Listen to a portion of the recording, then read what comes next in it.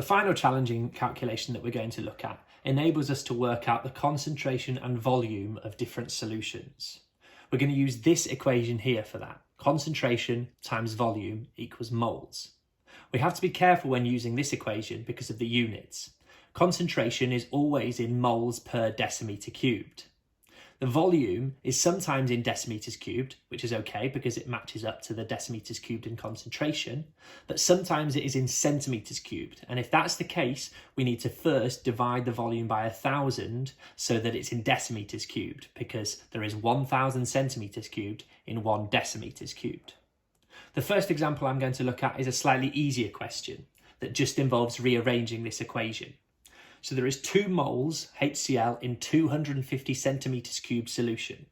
What would the concentration be? Well, first of all, we're going to rearrange this equation to get our answer on its own. Concentration is what we want to work out. And that would be equal to, if we move this over, moles over volume. Because it's in centimetres cubed, we need to divide that volume by 1,000. So our equation would be, if we divide the volume first by 1,000, we get 0.25 decimetres cubed.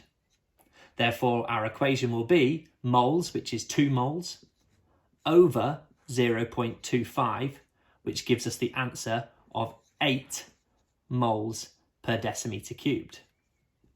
Now that would make sense if we think about it. If we have 2 moles in a quarter of a decimetre cubed, then in a whole decimetre cubed, we need 4 lots of that. So we need 4 lots of 2 moles, which is 8 moles. There is 8 moles in every decimetre cubed. Hopefully you can see how that works. Now we're going to look at a slightly harder example. What mass of sodium hydroxide, NaOH, would we need to make up a solution that is 250 centimetres cubed in volume and 2 moles per decimetre cubed in concentration? We're going to have to combine 2 of the equations we've looked at so far. We're going to need to look at this equation when working out the mass, but that's our final answer. What mass of sodium hydroxide do we need? So this is going to be the last equation that we use. First, we're going to look at this equation, concentration times volume, because we have a volume and a concentration. That will give us the moles that we can then input into this equation. So we start with our concentration and our volume, these 2 numbers here. Our volume is 250 centimetres cubed. Because it's in centimetres cubed, we need to divide by 1,000. So it's 0.25 decimetres cubed is our volume. The concentration, we're told, is 2 moles per decimetre cubed. So that's our concentration, and we times those together to get moles.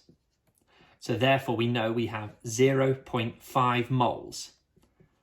That is the amount of moles we want to put into the 250 centimetres cubed volumetric flask to make sure that the concentration of the solution is 2 moles per decimetre cubed. So we need 0.5 moles of sodium hydroxide. Now, we can't look at a scale and work out what 0.5 moles is because it's not a measurement of mass. We therefore need to use this equation to convert it to a mass. So if we need 0.5 moles, we know that to work out a mass, again, if we rearrange that equation, mass is equal to, we times up by the molar mass, is equal to molar mass times moles. We know that we need 0.5 moles, so that's our value of moles, and the MR of sodium hydroxide, the molar mass, if we look at the periodic table, sodium is 23, oxygen is 16, hydrogen is 1. If we add those together, we get 40. 40 times 0.5 is 20 grams.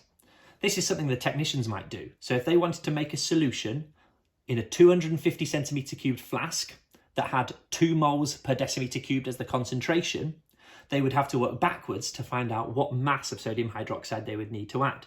At first, they need to work out what moles they have by doing concentration times volume. This is our concentration, this is our volume. We work out the moles. We need 0.5 moles. We can therefore put that into this equation.